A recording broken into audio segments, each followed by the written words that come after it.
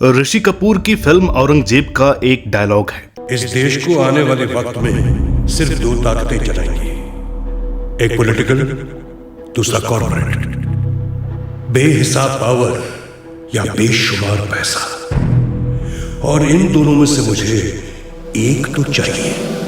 इस तरह के डायलॉग में आज के भारत को राइटर ने पूरी तरह से डिफाइन कर दिया है। भारत में आज अगर आप अमीर हैं तो आप किसी का मर्डर भी कर सकते हैं और 300 शब्द का ऐसे लिख करके बच जाएंगे। आपके लिए पॉलिटिकल और जुडिशियल डिसीजंस को प्रभावित करना आसान हो जाएगा। आपके लिए देश के नियम बदले जा सकते हैं। आपको भारत में कुछ भी करने का और करवाने का लाइसेंस इस बात से मिल सकता है कि आपके पास पॉलिटिकल या फिर इकोनॉमिकल पावर है। साल 2024 के नीट एग्जाम स्कैम का पूरा खाका भी सिर्फ इसी बात का कैरेक्टराइजेशन है। मुझे नीट के एग्जाम के बाद ही पता चला कि पेपर भी लीक हुआ है, ग्रेस मार्क भी दिया है। इसकी वजह से जो रैंक है उसमें 50,000 का रैंक इन्फ्लेशन एक ही साल में आया है। इस बार एनटीए ने इतना बड़ा धान लग रहा है कि मतलब पेपर लीक का बहुत स्कैम सामने आया है स्टार्टिंग से ही। And grace mark is a joke, black spot. एक ऐसा एग्जाम जिसके जरिए भारत को अपने भावी डॉक्टर्स मिलते हैं, जो देश के सबसे टफेस्ट एग्जाम में से एक माना जाता है, उसको पूरी तरह से एक मजाक बना दिया गया है। एग्जाम के रजिस्ट्रेशन से लेकर के पेपर करवाने और रिजल्ट डिक्लेयर करने तक हर जगह धांधली हुई और सोशल मीडिया पर पूरे देश को मालूम चल रहा था कि गड़बड़ी है, लेकिन एनटीए ने कोई कार्रवाई करने का प्रयास नहीं किया। भारत में पेपर लीक होना आज एक फैशन की तरह हो गया है। अमीर लोगों के प्रिविलेज्ड बच्चे इसे एक रैंप की तरह यूज करते हैं, जिसके थ्रू वो बड़े आराम से कहीं भी पहुंच सकते हैं, और जिनके पास पैसा नहीं होता उनकी पूरी जिंदगी रिग्रेट, डिप्रेशन, एंजाइटी और वेट करते करते निकल जाती है और कुछ भी नहीं होता है। ना ही राजनेता, न जुडिशियल सिस्टम, न ईडी, न पुलिस और ना ही प्रशासन, कोई भी उनके लिए कुछ भी नहीं करता है। लेकिन अगर अब आगे भी ऐसा ही चलता रहा तो फिर इस देश को कोई हक नहीं बनता कि हम इंग्लैंड, अमेरिका और इटली जैसे देशों में पढ़ रहे अपने देश से गए बच्चों को वापस अपने देश आने के लिए कहें, या फिर हम इस बात पर गूगल और माइक्रोसॉफ्ट के सीईओज को गाली दें कि उन्होंने भारत में अपनी स्किल्स को यूज नहीं किया और अपने देश के लिए कुछ भी नहीं किया। हमें कोई हक नहीं बनता है बच्चों को बाहर पढ़ने से रोकने का, उनको देश प्रेम के नाम पर इमोशनली फूल बनाने का, क्योंकि इस देश में अपने बच्चों के लिए कुछ करने के लिए जरूरी काबिलियत, लोग, क्षमता और इंटेंशंस नहीं है। खैर चलिए मेन टॉपिक पर चलते हैं। हमारे देश में यूपीएससी के बाद नीट एग्जाम्स को देश के सबसे मुश्किल एग्जाम्स में से एक माना जाता है। ये एग्जाम्स हर साल एनटीए यानी नेशनल टेस्टिंग एजेंसी के जरिए कंडक्ट करवाए जाते हैं, जिसमें मेडिकल कॉलेज में प्रवेश के लिए लाखों विद्यार्थी हिस्सा लेते हैं और फिर आगे चलकर देश के बड़े बड़े डॉक्टर्स बनते हैं। यानी कि एक तरह से एग्जाम भारत की सेहत और शांति के लिए बहुत ही जरूरी एग्जाम होता है। इस एग्जाम के लिए पिछले साल लगभग 20 लाख विद्यार्थियों ने हिस्सा लिया था और अब की बार यह आंकड़ा 23,33,000 तक पहुंच गया था। और ये लाखों बच्चों ने पिछले 3, 4, 5 ना जाने कितने सालों से अपना घर बार और परिवार छोड़ रखा था और किसी दूसरी जगह पर हजारों लाखों रुपए लगा करके रह रहे थे। अच्छे और काबिल डॉक्टर्स भारत के लिए आज कितने जरूरी हैं, ये मुझे नहीं लगता है कि आपको बताने की जरूरत है। भारत सेहतमंद और स्वस्थ रहे, इसलिए जरूरी है कि काबिल लोग ही डॉक्टर्स बने, और इस काबिलियत को परखने के लिए ही नीट का एग्जाम कंडक्ट करवाया जाता है, जिसमें इस साल धांधली और घोटाले की खबरों ने पूरे देश में हड़कंप मचा रखा है। नीट 2024 परीक्षा में भ्रष्टाचार करके बच्चों को इस डिप्रेशन का शिकार मत बनाइए कि पता लगा कि आने वाले सालों में बच्चा नीट देना ही छोड़ दे।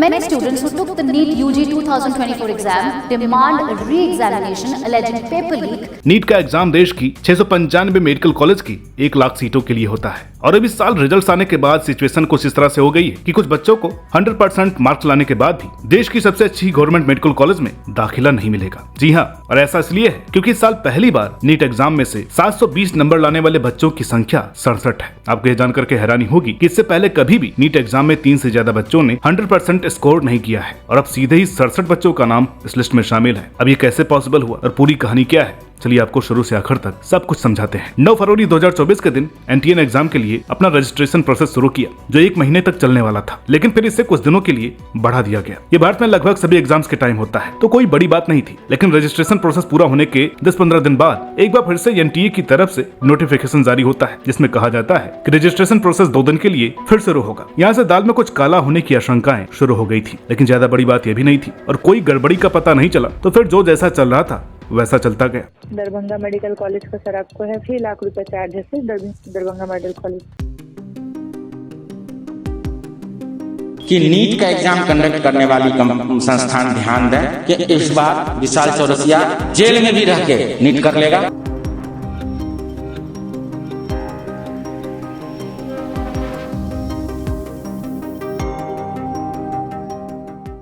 मार्च के महीने में कुछ वीडियोस, फोटोज और पेपर लीक होने की खबर को लेकर के लोगों के दावे इसके बाद शुरू हो गए थे। ये दावा किया जा रहा था कि कुछ बड़े एग्जाम्स की पेपर लीक घटना का मास्टरमाइंड विशाल चौरसिया जेल में बैठे बैठे नीट का पेपर लीक करवा सकता है। इतना सब कुछ होने के बाद भी और पेपर लीक की खबरें चलने के बावजूद भी एनटीए ने कोई मजबूत कदम नहीं उठाया और सभी दावों को बेसलेस बता करके अपना काम जारी रखा। 5 मई साल 2024 के दिन पूरे भारत में एग्जाम हो रहे थे और इसी दिन शाम को 4 बजे एक वीडियो वायरल होता है जिसमें एक एग्जाम पेपर को दिखा करके यह दावा किया जा रहा था कि नीट एग्जाम का असली पेपर है जो पहले ही लीक हो गया था। और उस दिन एनटीए का एक बयान जारी होता है जिसमें बताया जाता है कि राजस्थान के एक सेंटर में कुछ लोग पूरी निगरानी के बावजूद भी पेपर लेकर के बाहर चले गए थे। उसी दिन कुछ स्टूडेंट्स ने भी बताया था कि उन्हें जो पेपर मिला था उसमें कुछ प्रश्नों के उत्तर पहले से ही लिखे हुए थे और वो पेपर उनसे वापस ले लिए गए थे। ये बातें भी सामने आई कि कुछ जगहों पर हिंदी मीडियम के स्टूडेंट्स को इंग्लिश पेपर बांट दिए गए थे और फिर पेपर चेंज किया गया था। सभी बातें सबूतों और गवाहों के साथ बिल्कुल साफ तौर पर सबके सामने थी और स्टूडेंट्स को लग रहा था कि अब शायद उनका एग्जाम दोबारा कंडक्ट करवाया जाएगा, लेकिन ऐसा कुछ भी नहीं हुआ और एनटीए ने किसी भी बात को मानने से इनकार कर दिया। लेकिन अपनी बातों का विश्लेषण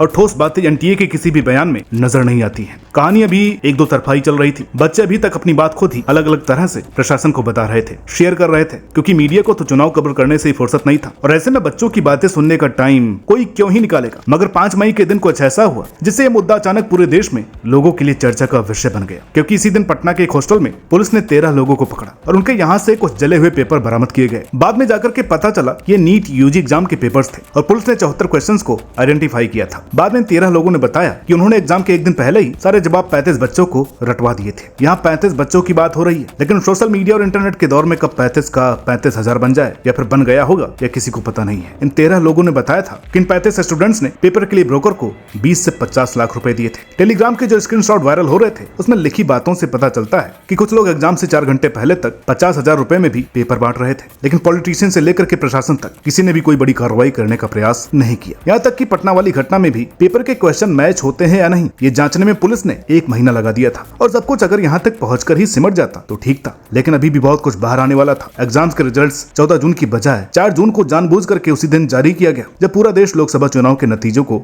देखने में लगा हुआ था। स्टूडेंट्स का कहना कि एनटीए ने पूरे मामले को दबाने के लिए जानबूझ करके 4 जून का ही दिन चुना था ताकि किसी का ध्यान इस बड़े ब्लंडर पर न जाए और सब कुछ स्मूथली निकल जाए। 4 जून को जब रिजल्ट्स आए तो उसमें बहुत सारी बातें ऐसी थी जो बिल्कुल ही इम्पॉसिबल है। एक के बारे में हमने आपको बता दिया है। 67 स्टूडेंट्स का 100% रिजल्ट सिर्फ एक बात है जो रिजल्ट्स देख करके लोगों को डाउटफुल लगी थी। इसके बाद धीरे धीरे ज्यादा पड़ते खुलती गई तो कुछ और ऐसी बातें सामने आई जो किसी भी तरह से लॉजिकली पॉसिबल नहीं है। जैसे कि एग्जाम में 100% रिजल्ट लाने वाले 67 में से 6 स्टूडेंट्स हरियाणा के एक ही सेंटर में एग्जाम दे रहे थे। कुछ स्टूडेंट्स को एग्जाम में 718 और 719 नंबर भी मिले जो नीट के एग्जाम में मैथमेटिकली पॉसिबल नहीं है। इस एग्जाम में एक उत्तर गलत होने पर 5 और अटेम्प्ट नहीं करने पर 4 अंक माइनस होते हैं। एनटीए ने इस बात को क्लेरिफाई करते हुए कहा कि कुल 1563 बच्चों को उन्होंने ग्रेस मार्क्स दिए हैं क्योंकि उनको अपनी परीक्षा देने के लिए कम टाइम मिल पाया था। लेकिन यहाँ भी किस बेसिस पर इन स्टूडेंट्स को चुना गया, कितने ग्रेस मार्क्स दिए गए, ग्रेस मार्क्स से पहले उनका क्या स्कोर था और बाद में कितना बढ़ गया, ग्रेस मार्क्स वाली बात पहले क्यों नहीं बताई गई, ये अभी तक एनटीए की तरफ से क्लियर नहीं किया गया है। और दूसरी बात यह है कि जिस फॉर्मूले के सहारे ये मार्क्स बांटे गए हैं, सुप्रीम कोर्ट का वो फैसला एक ऐसे एग्जाम के लिए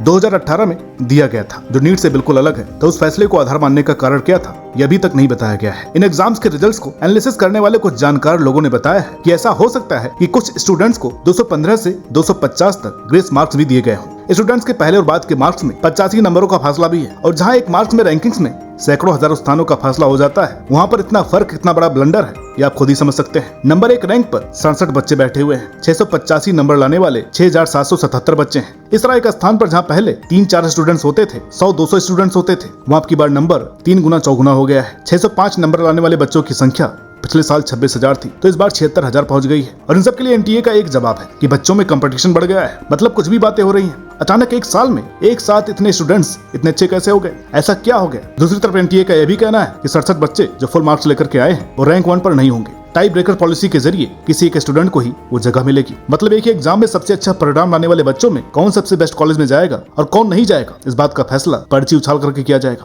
मतलब टैलेंट और स्किल की कोई वैल्यू सिस्टम में नहीं है। यूट्यूब वीडियो से लेकर के सोशल मीडिया और इंटरनेट में सब जगह पर जहाँ भी पॉसिबल हो सकता है वहाँ पर जाकर के स्टूडेंट्स अपनी शिकायत दर्ज करवा रहे हैं और फिर से एग्जाम कंडक्ट करवाने की बात कर रहे हैं। लेकिन ना ही एनटीए इसका कोई जवाब दे रहा है और ना ही हमारा जुडिशियल सिस्टम इस बात को लेकर के कुछ बोलने को तैयार है। कुछ स्टूडेंट्स रिजल्ट्स आने के बाद सुसाइड कर चुके हैं। सीबीआई इन्वेस्टिगेशन की बात कर रहे हैं। सुप्रीम कोर्ट तक मामला पहुंच गया है, मगर आखिर में जैसा कि होता आया है कुछ दिनों में सब कुछ शांत हो जाएगा, ना कोई बर्खास्त किया जाएगा, ना किसी को जेल होगी और ना एग्जाम दोबारा होगा और ना ही स्टूडेंट्स को कुछ मिलने वाला है, क्योंकि इस देश में सिर्फ और सिर्फ पैसों की ही कदर होती है। स्किल, टैलेंट, मेहनत और ईमानदारी के दम पर अगर किसी को कुछ करना है तो उसे दूसरे देश में ही जाना पड़ता है। अब आप कहेंगे कि इन सब में पैसों का क्या रोल है? गुजरात के एक सेंटर में टीचर ने स्टूडेंट से 10 लाख रुपए लिए थे और एक टीचर ने उस स्टूडेंट को पूरा पेपर सॉल्व करके दिया था। पुलिस ने 7-8 लाख रुपए टीचर से जब्त किए हैं। सेंटर हाईजैकिंग एक जगह पर नहीं हुई थी, कई जगहों पर स्टूडेंट्स के पेरेंट्स ने एग्जाम शुरू होने से पहले ही सब कुछ तय कर लिया था। कौन, कब, किस तरह और कितने क्वेश्चंस के आंसर स्टूडेंट्स को बताएगा, ये सब कुछ बहुत सी जगहों पर पहले से ही तय हो गया था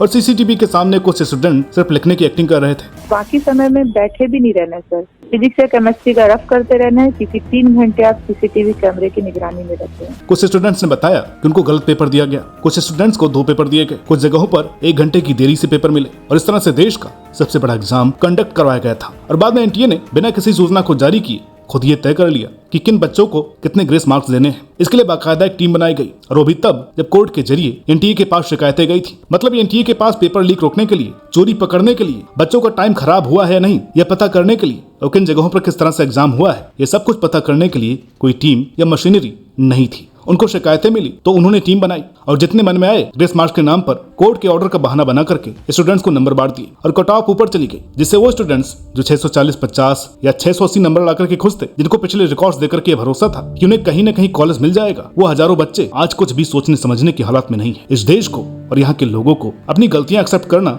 सीखना शुरू करना पड़ेगा, कदर करना सीखना चाहिए। गरीब को और गरीब और अमीर को और अमीर बनाने की कोशिश बंद करनी होगी। अपने बच्चों का पोटेंशियल, उनका टैलेंट और उनका भरोसा अगर अब ये देश बनाए रखने में, संवारने में और उसको सही जगह देने में कामयाब नहीं हुआ तो फिर कुछ भी नहीं हो पाएगा। तो दोस्तों, उम्मीद है कि आपको हमारी ये वीडियो पसंद आई होगी। नारद टीवी आशा करता है कि जल्द से जल्द हमारे भावी डॉक्टर्स को न्याय मिलेगा और इस मामले में जिन लोगों ने भी गलतियां करी हैं उनको सजा भी मिलेगी। इसी उम्मीद और आशा के साथ आज की इस वीडियो में इतना ही। मिलते हैं आपसे अगली वीडियो में, तब तक के लिए नमस्कार।